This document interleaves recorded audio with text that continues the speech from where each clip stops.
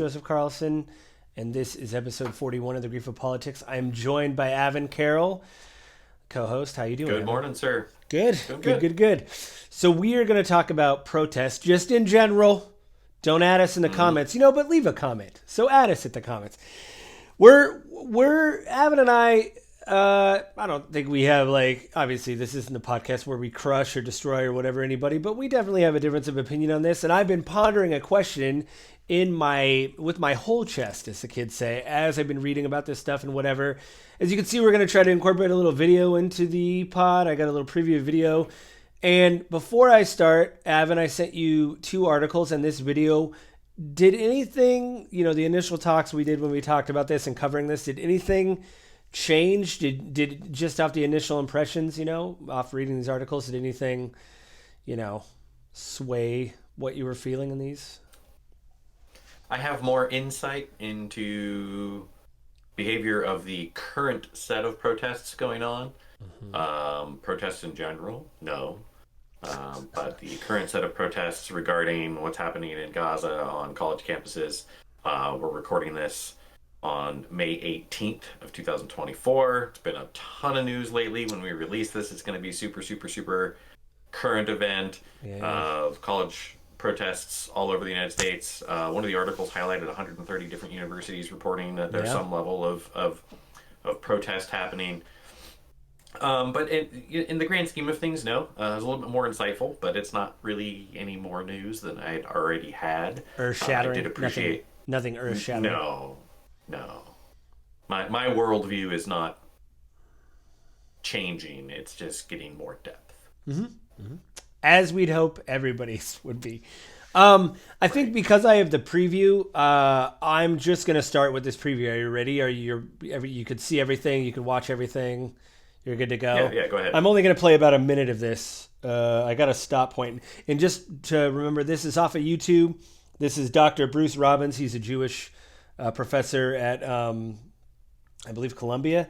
And this is on Al Jazeera, their channel. They're funded by the Qatari government. I don't know if that affects anybody's, viewing of Al Jazeera. Some people think they're a front for a terrorist organization. Other people just think they're a news organization. Whatever. So this is him speaking about the divestment and things on college campuses. So I'm going to start this. We will not stop. We will not rest. The people on the board of trustees, who I assume are giving the instructions to our president, are very intimately connected with Wall Street. There's a lot of investment in intelligence, in military hardware. It's a thing about this issue that if you ask for transparency on this issue, which can seem like a small issue given all the injustice in the world, I think it sheds an extraordinary light on the way things are run in general. And that's one of the many inspiring things for me about focusing on Gaza. Let's see where the investments go. Let's see who's profiting. If you see where the investments go, you see who's profiting from this. An awful lot of other things about the system are going to become clear. And in that sense, I think it has the potential to go quite far. Trying to reconcile. I will stop there. So that's basically, what I've read. That's probably the most succinct in a minute. Somebody just saying this is what this is about. I've read around. Well, in theory, obviously we could talk later about if we think all college kids are. Some people are just like, I don't know why I'm here. I like camping. There's tents. I don't know why, but for me, this is broad strokes why this is happening, or the sense of why the kids are, they don't want to be part of. And this comes to the issue we've talked about several episodes.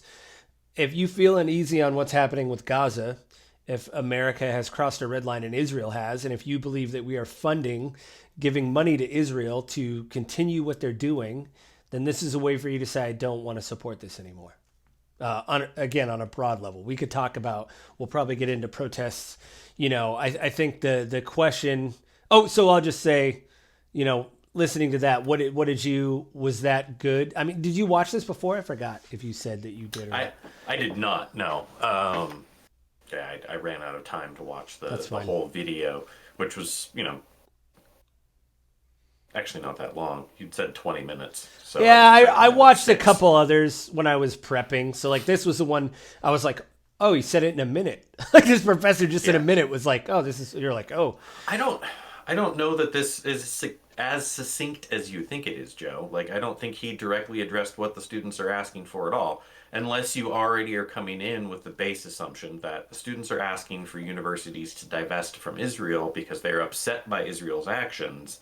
And then you dig in a little bit more of the background, and he's in support of it, thinks it's a good idea because it thinks it's going to trace back money, and that's why universities are resisting the protests, as opposed to um, he could have started off with like, hey, they're upset because of what's going on in Gaza and they think that this is a genocide and that Israel needs to stop doing it and that we need to stop funding it, right? Like I don't think it was succinct at all. I think it digs it starts way deeper into the understanding of what's happening than maybe some people have. And I think that's important, right? Because depending on where you're getting your news, and actually, really, honestly, pretty broadly, the news is deriding the behavior of these students, yeah. I mean, famously, these protests. Dana Bash of CNN did a whole monologue where she compared the universities, what was going on in the universities, to Germany in like the late 1930s. You know, like the crackdown. Like they're basically it's pretty crazy that you would Right. compare. And one of the articles we go through, and we'll dig into a little bit more, right? Like they really highlight Columbia specifically, talking to students that are of Jewish descent or practicing the Jewish faith that are feeling uncomfortable and unsafe on their college campuses, because there is rhetoric and language that makes them feel unsafe because of the way they're being approached by people. One student highlights having someone get in her face very aggressively, "Are you a Zionist? Are you a Zionist?" And feeling unsafe to go back on campus again. Um, and it goes into like some of the language that's being used. And I think that's very important. Then they go to the flip side of it and they talk about, right, like there's a lot of news right now that's saying that if you're calling for anything, Jewish people are being told that if these words are used, then that is instantaneously anti-Semitic, and so it's heightening the level of anxiety and distress for Jewish students on these campuses when it really shouldn't be, because it really shouldn't be taken in this anti-Semitic way, because that's not what's intended. I mean, there was, like I said, there was a lot more depth and a lot more nuance after going through sort of the back and forth viewpoints of it. Which article specifically was that one? That was the one from The Guardian. Yeah, the Guardian one was actually, I think, pretty good about kind of showing perspective. Balance. I mean, yeah, everybody says like both sides of them, but you kind of do need that perspective in this. And I really did like the Guardian article.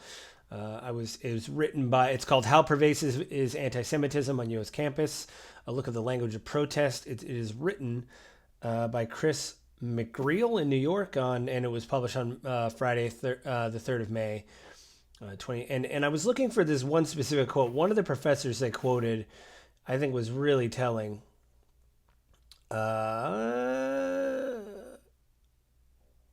Okay, right here. One of the student protesters, Jamal Mohammed, who was born in Jordan to an exiled Palestinian family, acknowledged that some Jewish students are genuinely fearful, but he said that it is in part because pro-Israel groups push the claim that opposition to Zionism amounts to support for Hamas and a call to attack Jews. Mohammed attributed charges of anti-Semitism to students who do not like hearing legitimate differences of opinion, such as accusations that Israel is committing genocide in Gaza. Quote, "There is a distinction between being unsafe and feeling uncomfortable. It's very notable to see the discourse around this issue because the right in this country that's been talking about woke culture and how young people are snowflakes are suddenly adopting this narrative around safety, which is really a narrative around comfort. People do not have the right to feel comfortable in their ideas. This is a university. This is a place to challenge people's ideas. Discomfort is not the same thing as danger." And that really stood out to me. I 100% agree with what he said, and I find deep, deep irony in his argument, because the right for decades has been saying the same thing about snowflakey, safe Right. spaces, Right. and not being willing to hear counter arguments. So I thought it was very, very ironic that that is his argument. I The counterpoint I would have to him, though, is there is a difference, right? If you made that same argument to an African American and there were protests about, you know, African Americans in on the campus that were not necessarily racist in their tone, but like, I don't know, I'm trying to think of a comparable and there really isn't a good one. But if you were to do that, those African American students would feel very uncomfortable if the majority of people that were there were white. And they would not want to go on campus because they would be afraid based off of history. And justly, they would be worried. Um, Israeli,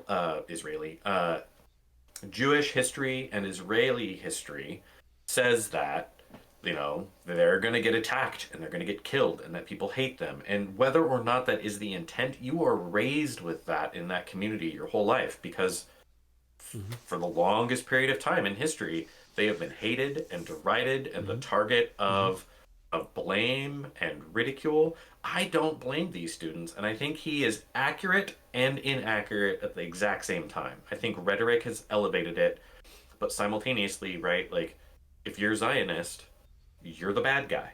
If you're Jewish and you're not against what Israel's doing in Gaza, you are the bad guy. And simultaneously, that same You mean not Jewish for? person has You to mean deal. not for what Israel is doing? I think you said against. You mean Right, not yeah. for? Sorry, I got it backwards there. You're fine. If you're Jewish, and I just you're want to not correct for the it, record and be you're like, the wait a bad minute. guy. Yeah. No. We want it right, and I'm thinking as I go and on the fly. And so I think he's being a bit insensitive, but simultaneously also calling out a real challenge that we have. Right, like we can't have genuine discussion and civil discord in our country. We have broken down, and not on just this topic, on many topics. We have broken down to this point where people are so deeply tied to their belief and what they are standing for that they can't hear any counterpoint at all without feeling like they're attacked. We have a whole culture of silence is violence. And it's not far enough behind where that was a resounding mantra of other protests. Right. If you're not with us, you're against us, and we will come after you. Yeah. The other challenge is, right, like, you're a handful of a population, of people in a population, and there's these massive crowds, and mobs get nuts. Yeah, and there's been reports It's that scary. There has been reports from different college campuses. The violence is sometimes coming from people outside the university that come into the Right. university because they're public spaces. Even if Columbia Yeah. is private property, people can walk through Columbia, right? So they come Same in. as you or I could go over to UW today and just walk across the campus, right? So it's happening where it's like, and both sides are saying they're not with us. But when the cops roll in, they're just taking everybody. They're not. They're like, One of who the are you? things in that- Like, yeah. In that same Guardian article, one of the things that they brought up is it's not necessarily counter protesters. It's people that are also on their side, but they're not the student body that are elevating things even further. Right. Sometimes it's counter protesters. And that's the other risk of this, right? You and I talked about this specific issue, and I was like, well, maybe part of the crackdown is the fact that just by the virtue of this topic being so heated, that you bring in counter protesters and then the violence starts. It doesn't really matter who is responsible for starting that other than the individuals that do it. It's not this mob or that mob. And I probably shouldn't have assigned mob to it because that is a negative. It's not this particular protesting group or that particular protesting group. It's the few people that escalate it, and then the whole thing gets out of hand. I mean, that stuff's been. It's a powder keg, and someone lights a match. Yeah, that stuff's been recorded. The breaking of the breaking in of Hind Hall, which that's going to be my question towards the end of this, and also somebody supposedly pro-Israeli side had a Israeli flag draped across their thing. Walked into a group of pro-Palestinian protesters and said, "Death to the Jews." The pro-Palestinian protester booed them. Then the cops came in, and because the cops were there, they just rolled everybody up. So it's like the pro-Palestinian people are like, "We what?"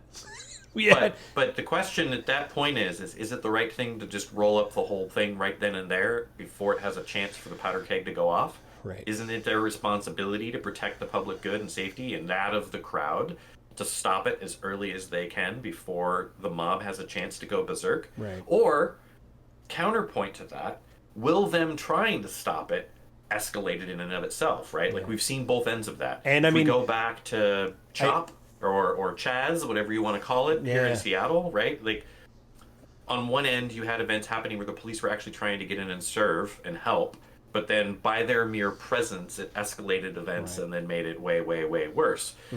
So, like, how do you balance that, right? Yeah.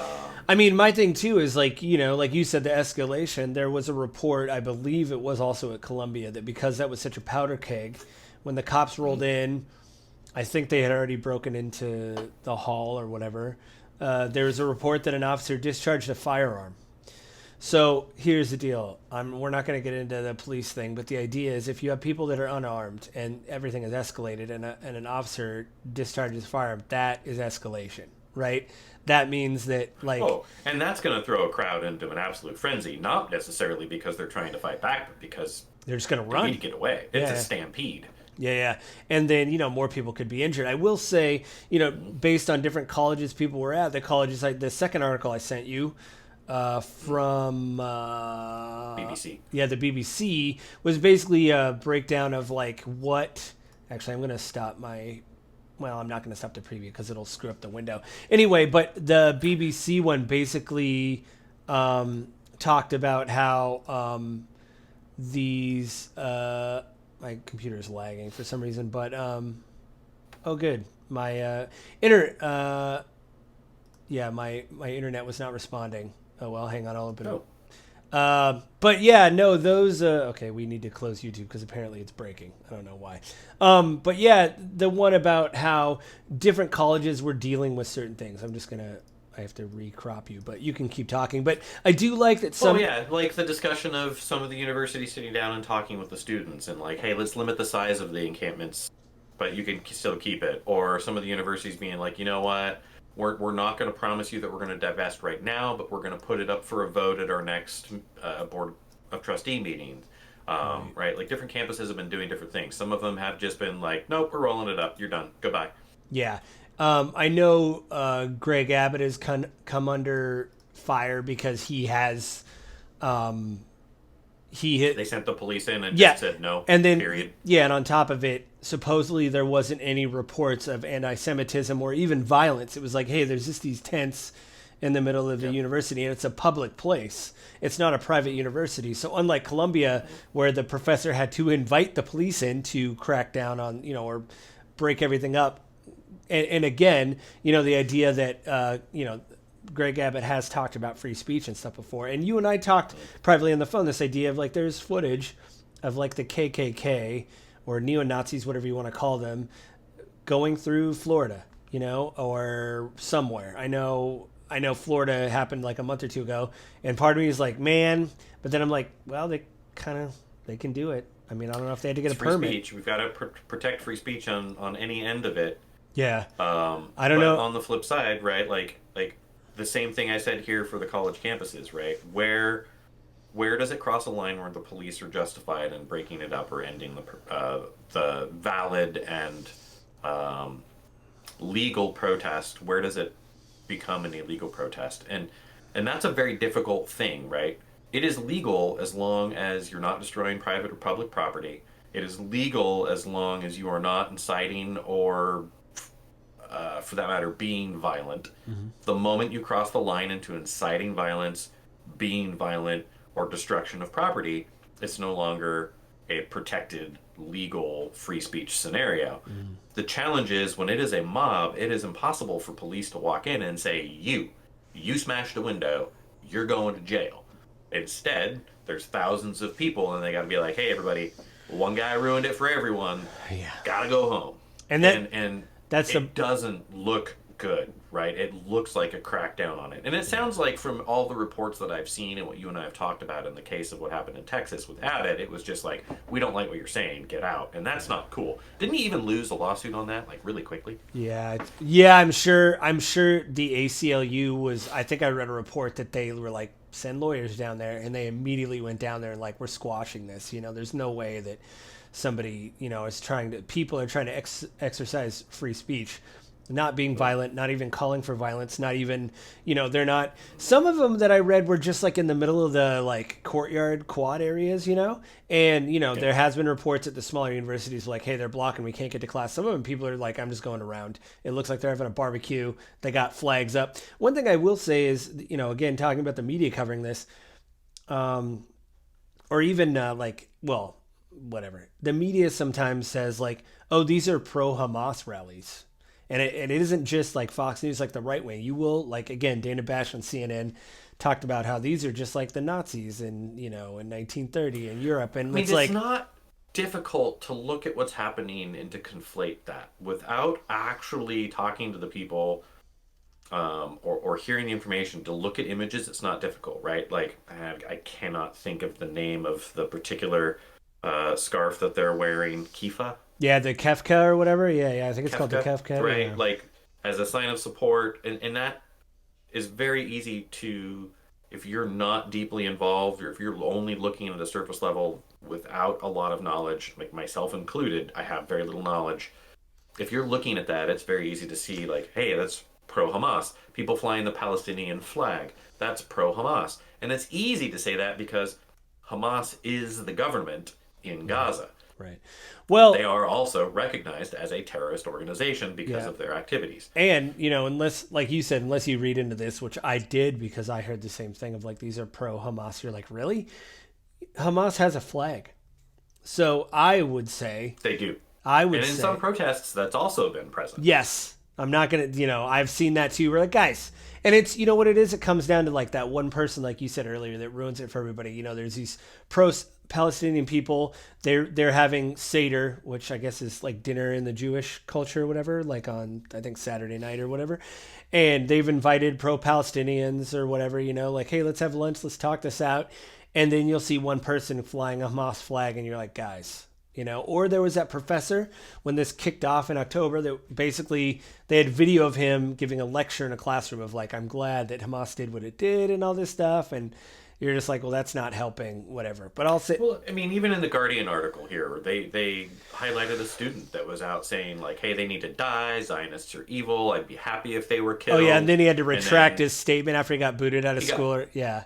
They kicked him out of school, and he was like, that's not what I meant, or like, I'm sorry for what I said, of course I don't want people to die, but like, literally, that was his wording. Like, he was like, they need to die. Hey, it's appropriate if I think he should have gotten action. I think he should be kicked out of school. Maybe this is one of those things. I mean, I've been a dumb 18, 19, 20-year-old before. Maybe this is the thing where he's like, oh, there's consequences to my action. I should really choose my words. So easy, right? Like, and we've got 20 years on most of these protesters, right, on the campuses. Wow. So we've got a little bit of space on like, emotional regulation. It is really, really easy. And I'm not saying some of these students don't have that, but any mob is going to pull you into that. And it is easy to get sucked into that's the bad guy.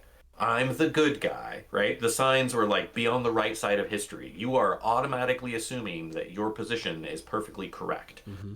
Yeah. I mean, and look, it is not hard. Any of these students can go out and hop online and look at the pictures from the attack on October 7th. Yeah. If the United States was attacked in an equivalent way, we would respond. We did. We did it. Massive level of force. We did. We did. We definitely did. We definitely did. Now, with that said, the United States has a different philosophy on this, right? Like, we went in and we were like, hey, we are going after the militants. And we used targeted guided munitions, and we really focused on like the training camps for Al-Qaeda and that kind of stuff. But civilians still died. Yeah. Well, I mean, we sent teams in, right? Like, and we've seen interviews with military leaders, and Jocko, who's a very well-known, I think he was a SEAL, who's probably going to at me in the comments because but he talked about that, like, you knew people were going to die, and I sent people like, hey, some of you aren't going to make it, but we have to do this. Even if there was one insurgent, he said, in a building, we'd send a team in, and the team wouldn't make it out, but we wouldn't bomb the block. You know what I mean? Like, we wouldn't hit the block. Like, there's no way to evacuate civilians.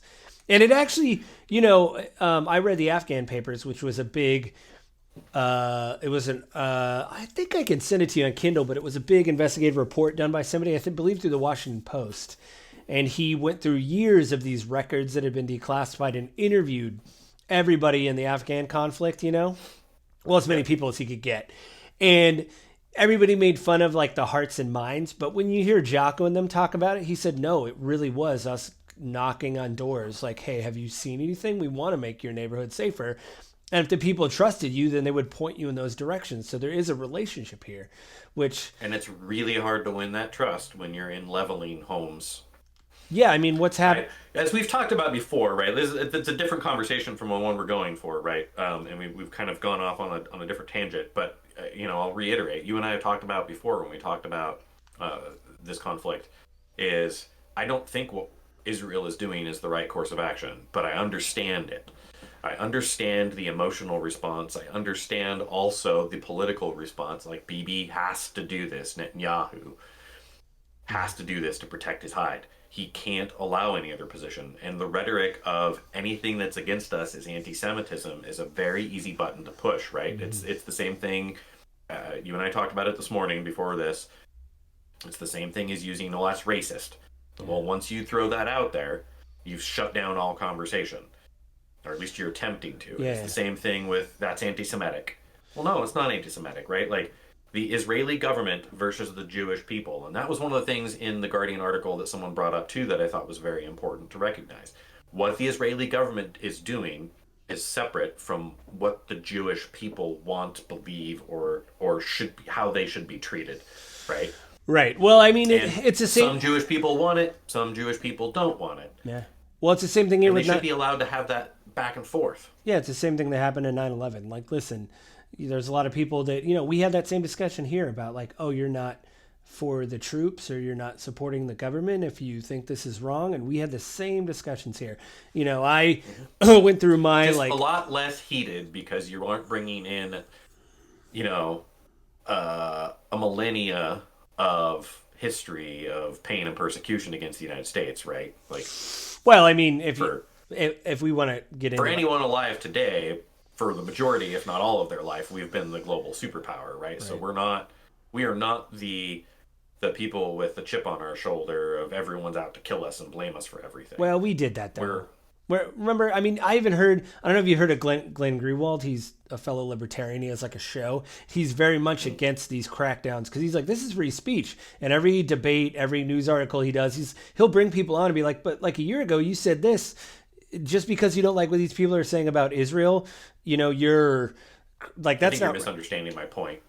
The point I was getting at is, what's happening with Israel and Israel shutting everything down is anti-Semitic. We don't have that position, right? So we went into Afghanistan, the world wasn't like, we weren't able to be like, well, if you're not with us, then you're instantaneously anti-American. But people did that. We don't have a word for that. We don't have a behavior for that. Well, we did do that though. We were saying things like, you don't support the troops, you don't support us, like, and they also correct. And that's where I'm coming from, right? It's a different level of accusation. Well, I mean, if you're not Jewish, being anti-Semitic is different than not being a patriot. Right. Well, too, we don't have the, not even, I mean, the Holocaust obviously was horrific, 6 million plus.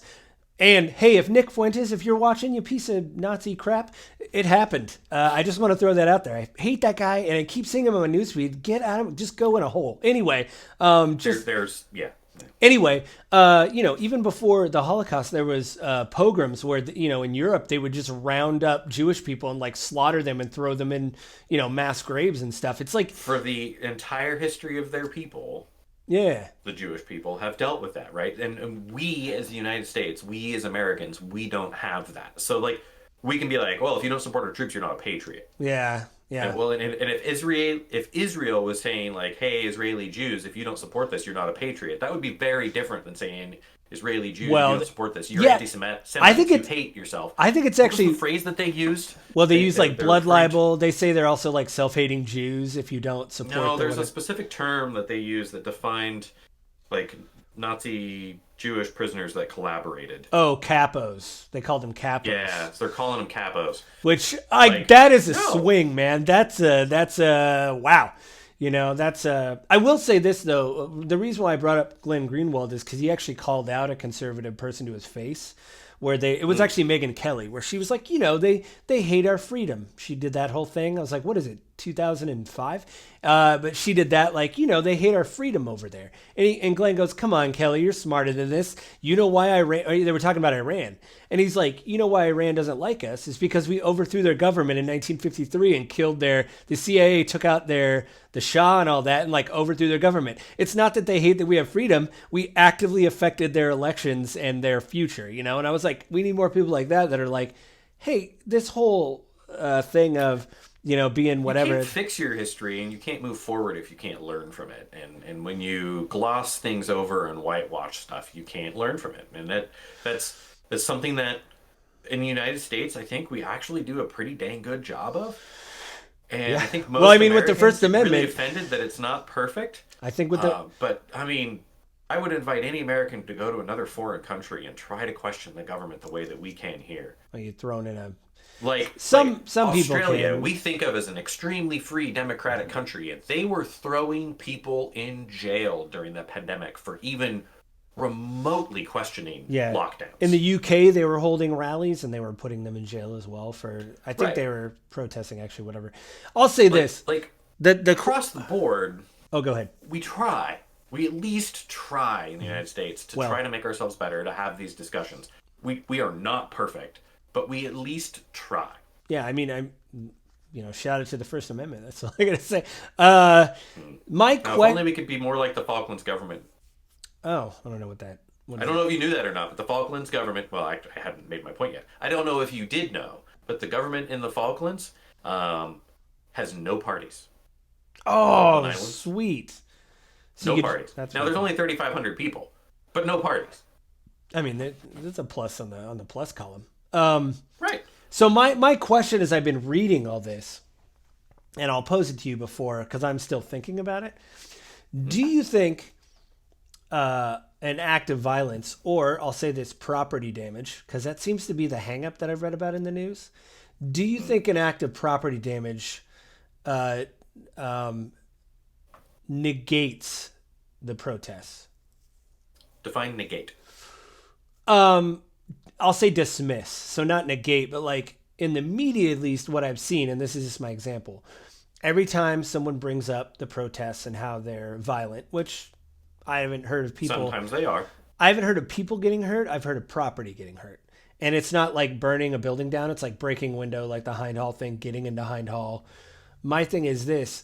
Does that, for me, what upsets me about that is not the vandalism. I mean, those people, obviously, if you're caught doing that on camera, whatever, jail time, fine, whatever the equivalent is, you're on private property, I don't know, whatever. Full extent of the law in that situation, you damage property. But what I'm seeing in the media is because that happens, one side is able, like both sides really, are able to say, see, they're violent. So they're not even protesting correctly.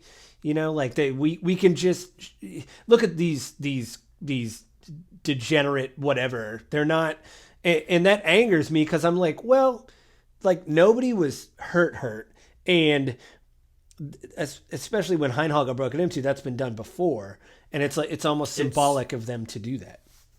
It's too easy to focus on that violent act, that destructive act, and walk away from what the students are saying for a myriad of reasons. I'm not going to say it.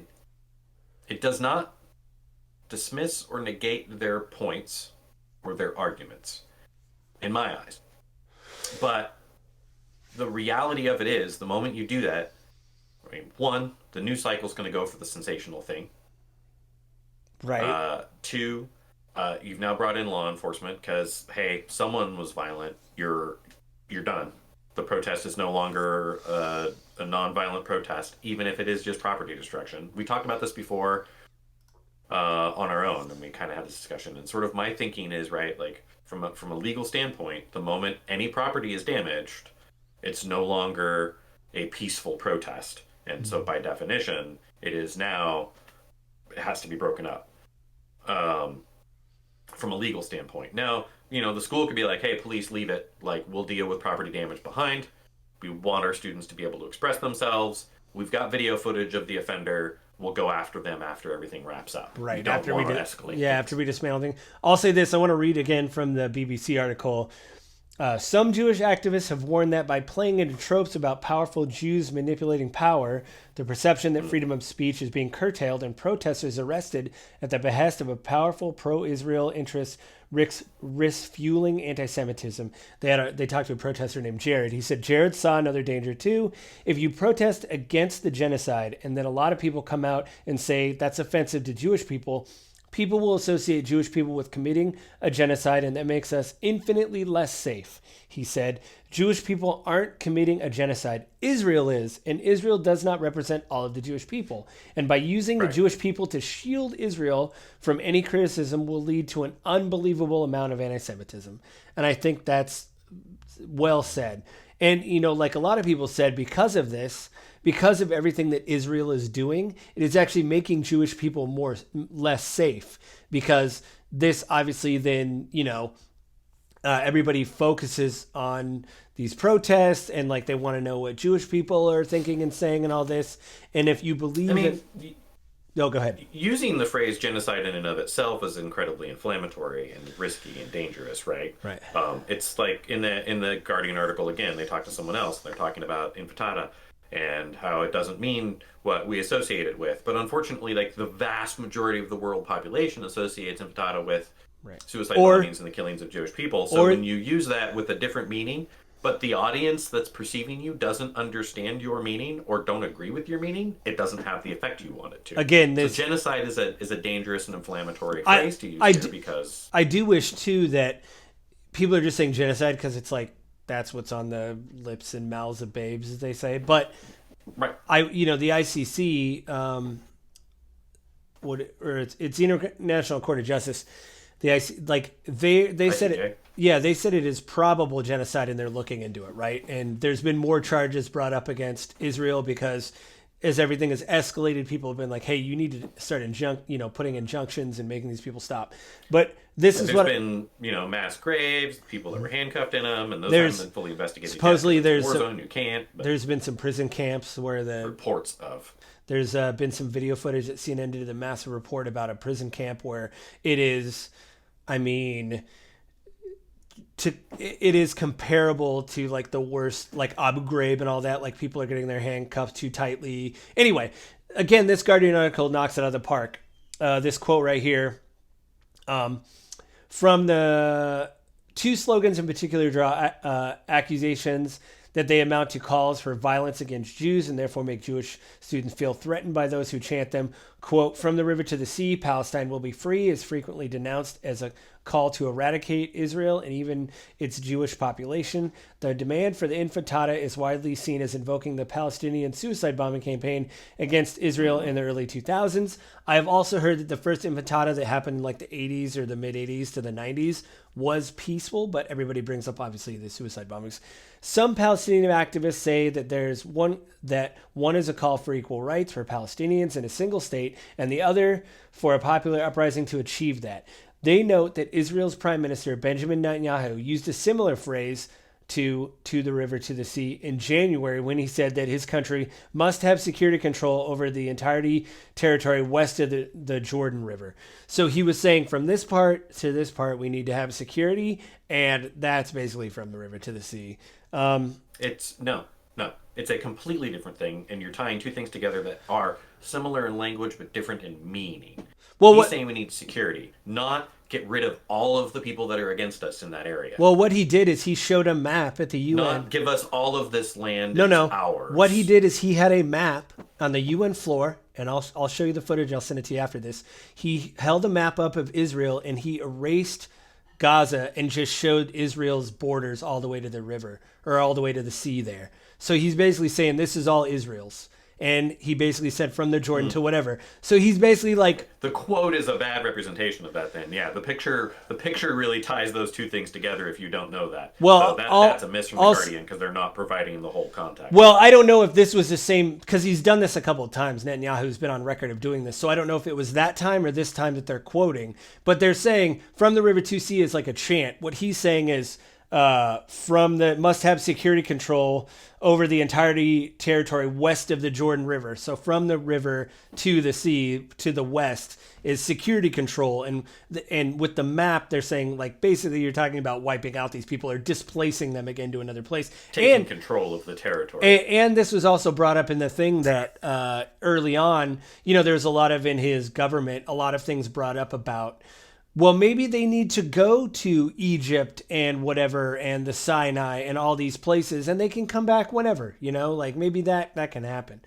So that is, I think, what a lot of people are talking about in this. And obviously with the ICJ, South Africa basically had an 83-page document with quotes from the cabinet on what they thought should happen to Gaza. And they used that in evidence to say this is a probable genocide that is going on.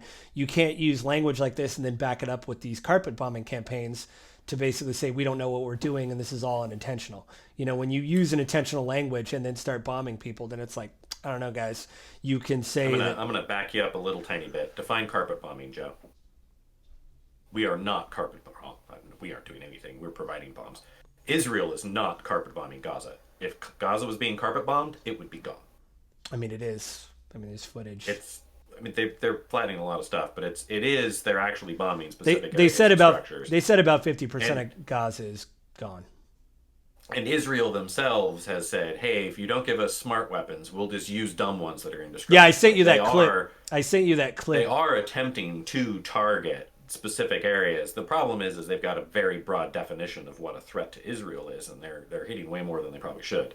Right. I did send you that clip. The thing is carpet bombing is what we did in World War II, where you literally just drop enough bombs to flatten an entire area with the hope that you hit your target. Well, I mean, a lot of people are a very, very specific. Well, again, the South Africa is bringing all this because it seems like their intention is to do that. They're bringing it because it looks like it is genocide, and there's probable cause for it to be.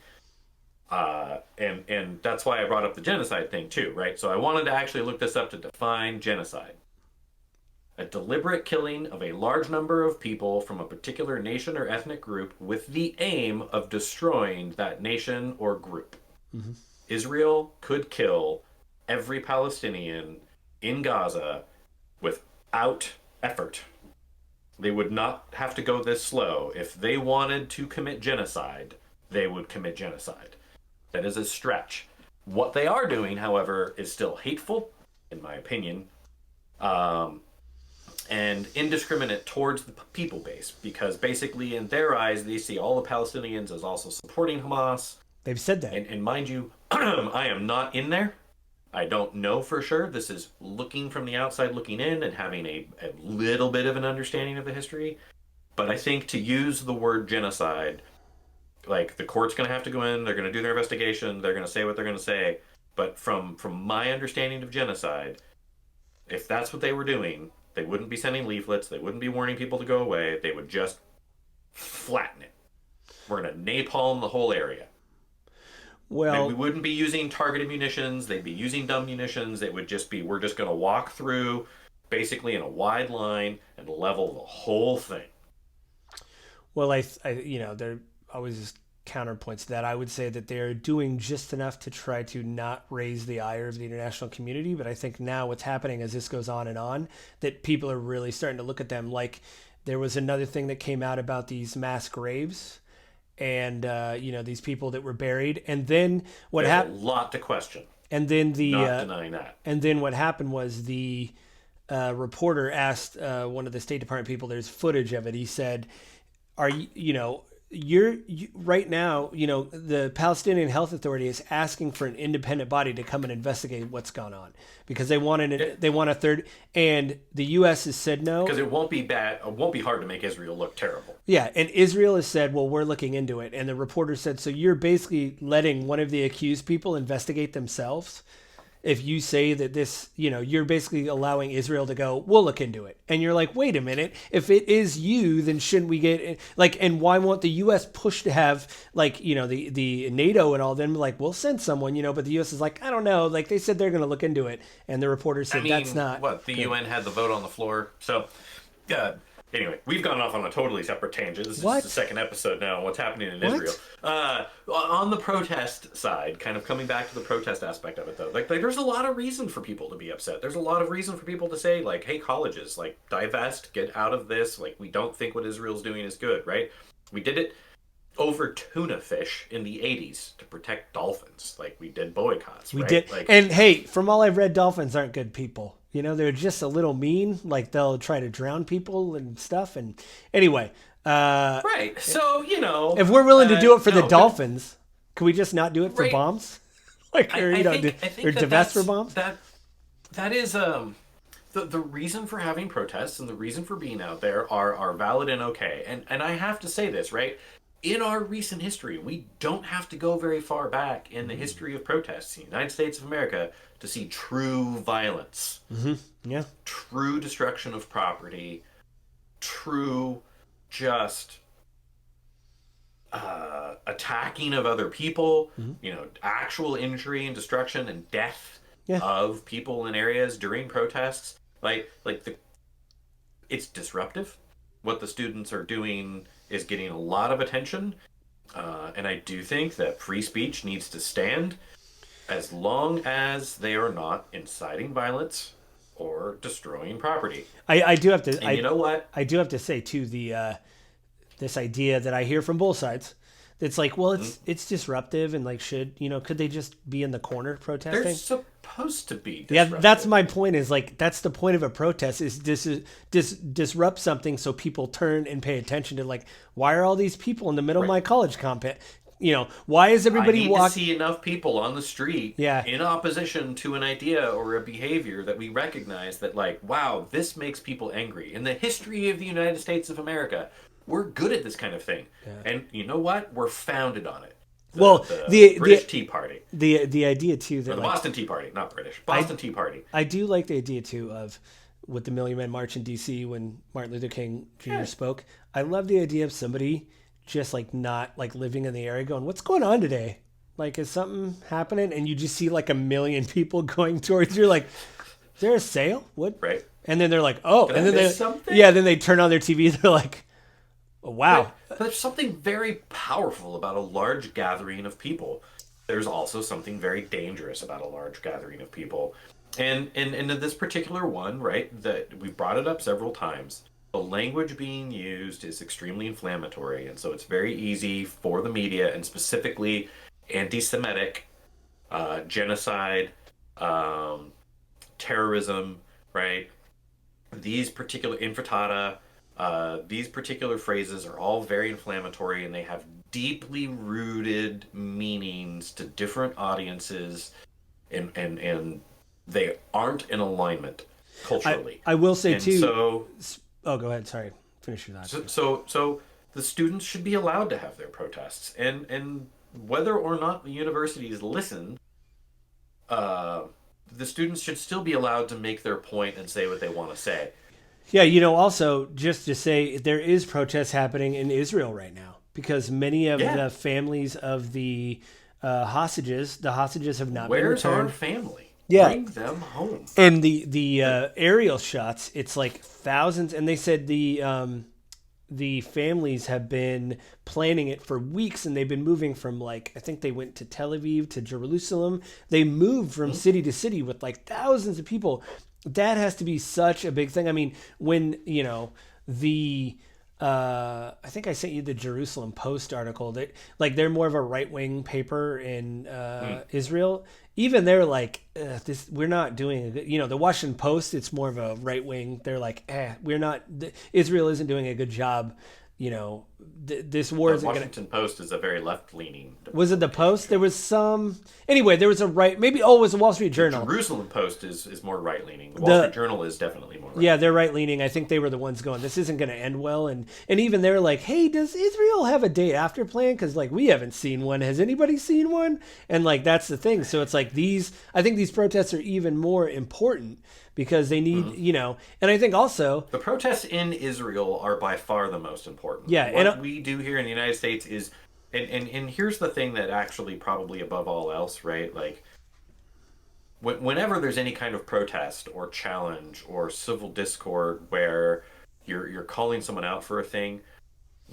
My question is always, are you trying to win, and by win actually achieve the goal you're after, or are you just trying to be right and browbeat people into just giving up because they know that you are a zealot and are never going to change your mind or you're a counterpoint, right? Right. You only win when you come to the table and you're both willing to make concessions. Well, it's good because faith, right? that's who we are as human. Yeah, we've talked about it before. It's good faith, and it's the humility to go, hey, I'm not going to get everything I want, but we're here to compromise, And I think... So students going out to do these protests of like divest, I think the intention there is right, like get out of business with Israel, divest from these investments or behaviors that are supporting Israel as a nation, with the hope of like, hey, if we cut some money and we show Israel as a country that there's going to be pain for this behavior.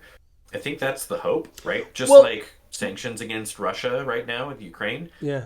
The challenge for me is I think there's a lot of strife and suffering and anger and frustration in these protests, and I don't think it's going to move the needle at all. I will say though, Netanyahu's government doesn't care. Oh yeah, that's a whole nother episode. But I'll say this for the protests now.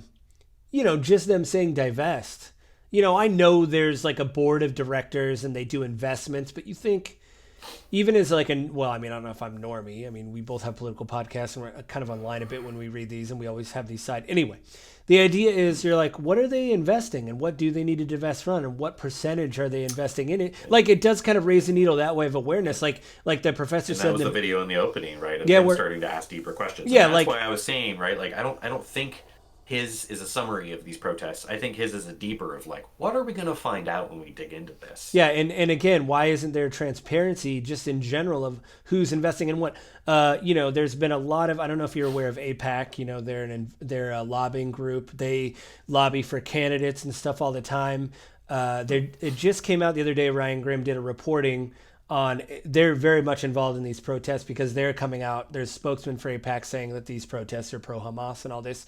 Well, it just came out that what's happening is donors are donating to like AIPAC, and so then AIPAC is donating to a candidate, but instead of disclosing that it is AIPAC, they're putting the person's name down that gave them the donation. So like the most of the donation is like $3,000, and so instead of saying this is a $3,000 donation from AIPAC, they're putting Jane Smith's name on there, saying Jane Smith gave this candidate $3,000. And when reporters have called those people to be like, did you know that you gave to this candidate in Portland, Oregon? You live in Minnesota. And they're like, oh, I just give to AIPAC. And then they give that money to the candidate. So that's another way for transparency of like, we're not disclosing who we give money to or where this money goes. If that woman found out like, hey, I don't care about this race in Portland, I don't want AIPAC to give them my money. If she knew that's what she was giving to, like, because maybe the representative of AIPAC said, hey, these are all local races, this is what we're going to do, and metal meets the road. And it's like, no,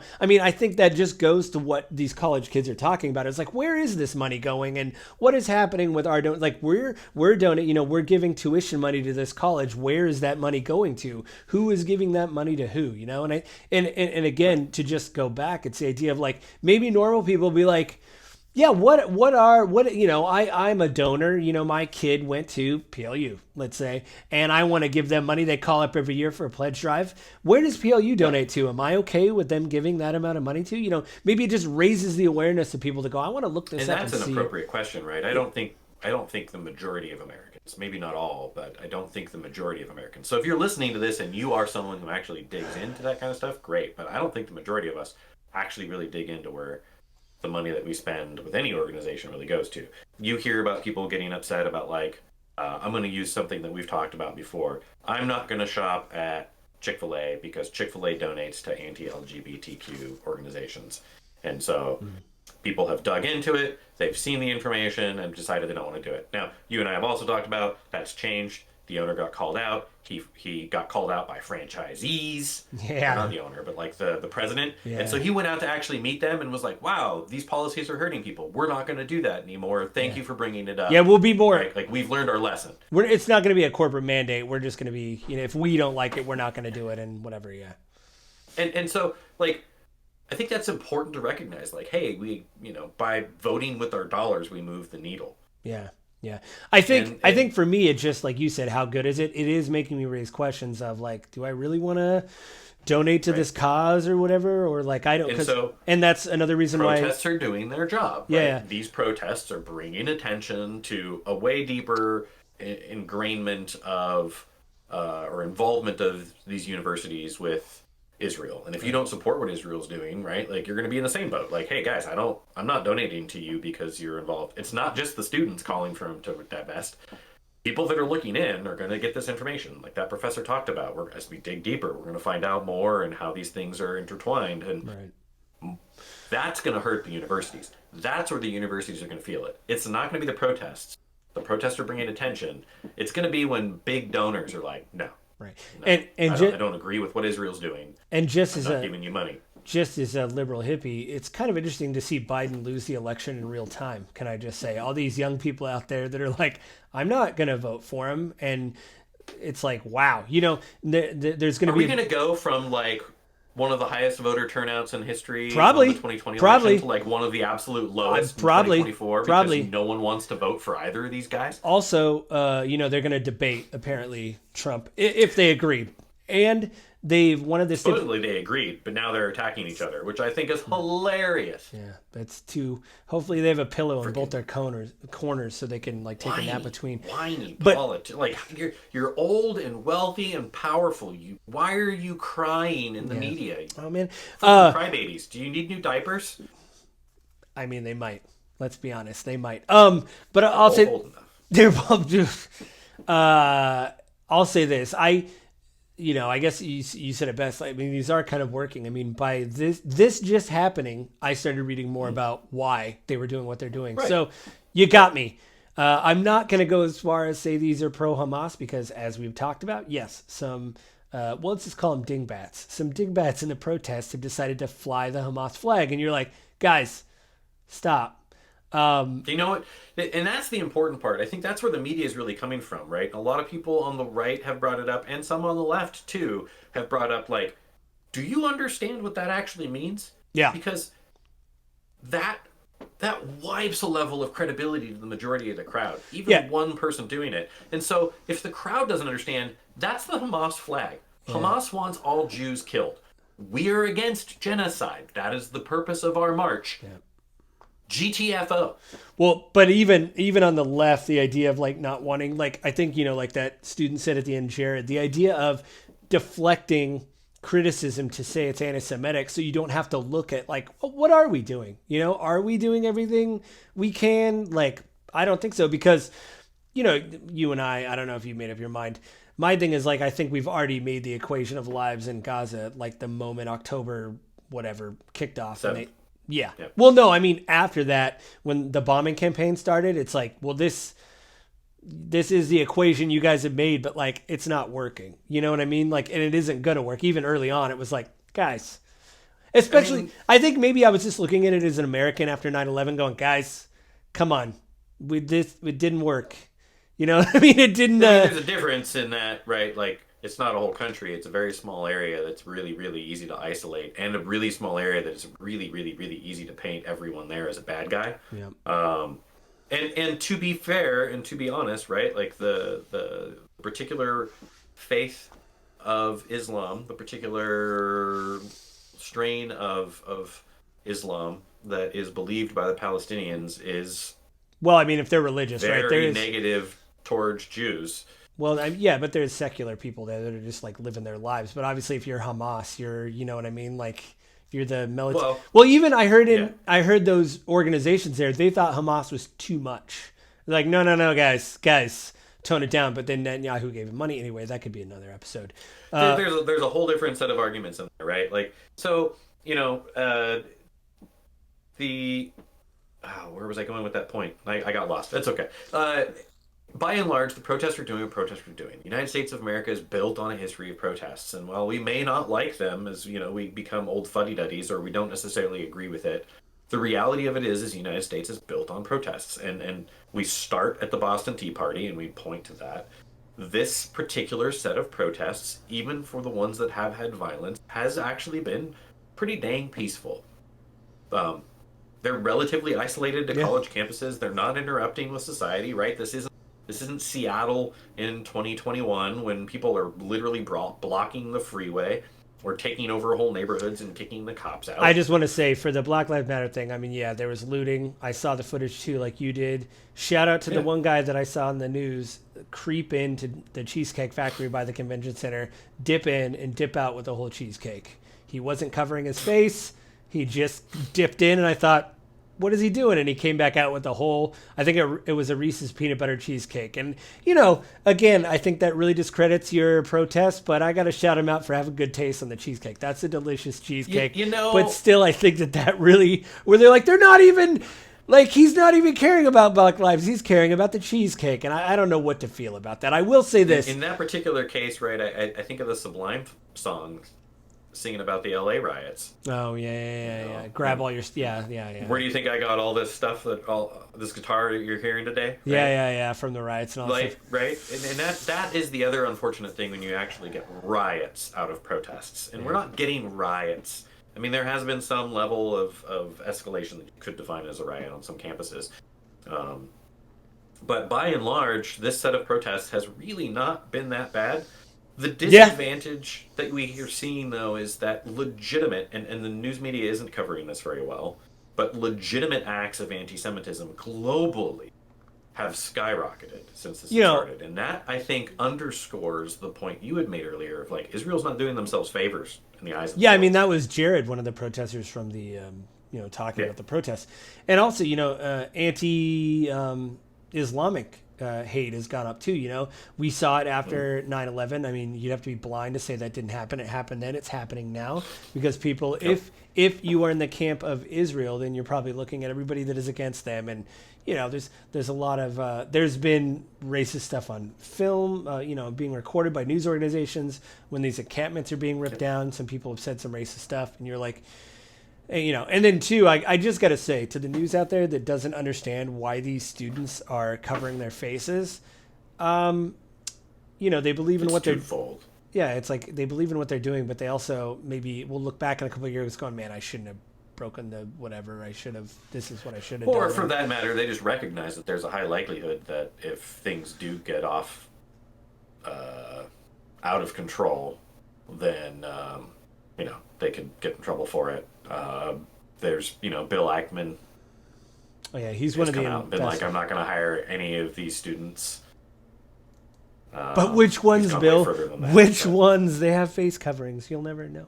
But that's kind of like a motivator for why people would cover their faces. But also, there is the flip side of that of like, I'm up to no good and I know it and I'm going to cover my face. Yeah.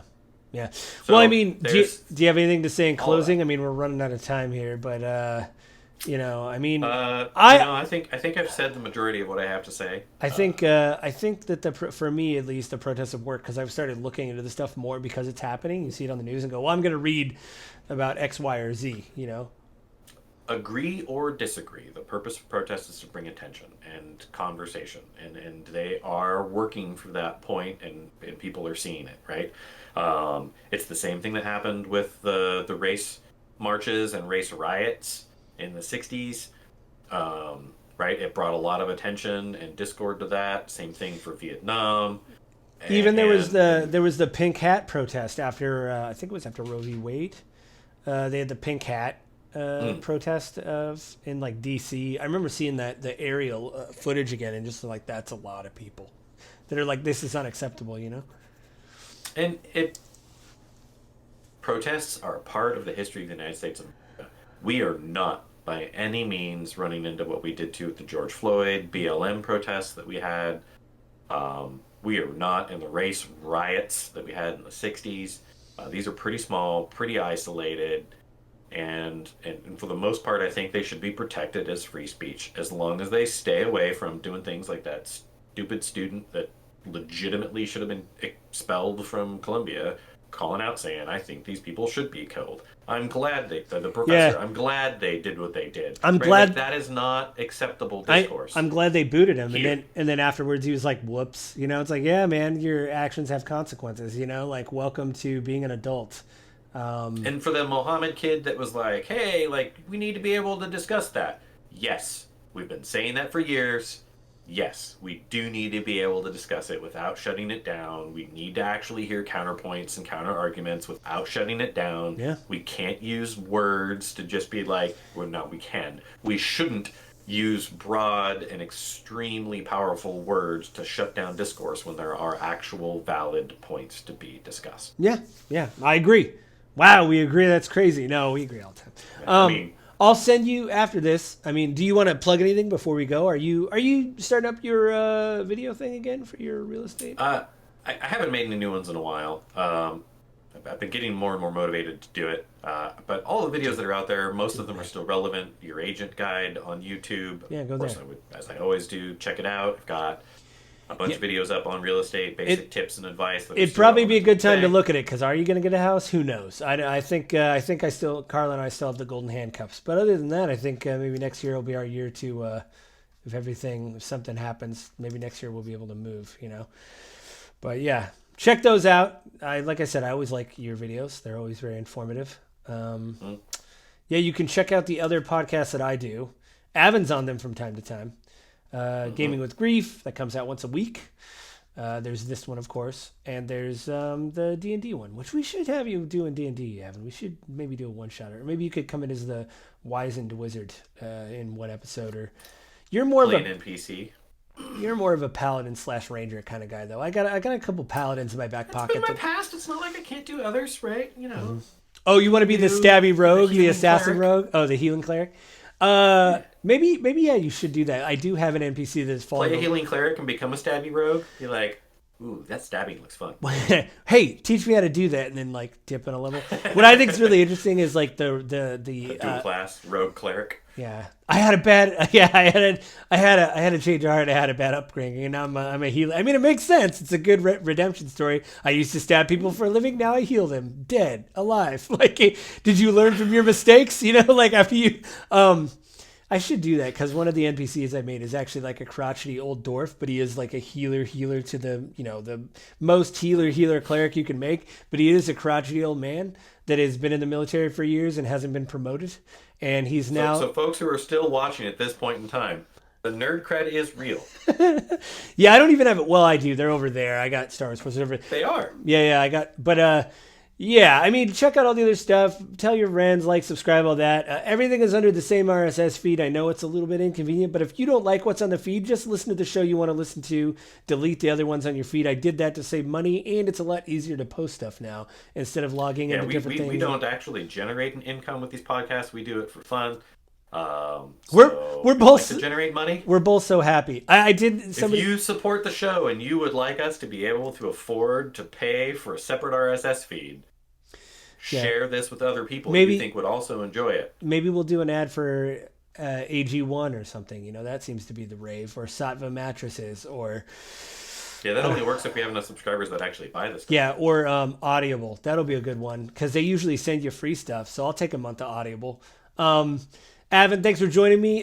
Next month, we used to announce what we do, but we're trying to keep this a little bit more current, so we probably won't do that, because we have talked behind the scenes of should we talk about this, especially if there's a lot of stuff going on in the world right now. We've got a lot of things we can talk about. So we're trying to trials going on right now. There should be some decisions on that soon. Yeah. We might by next month actually have a decision from the Supreme Court on immunity.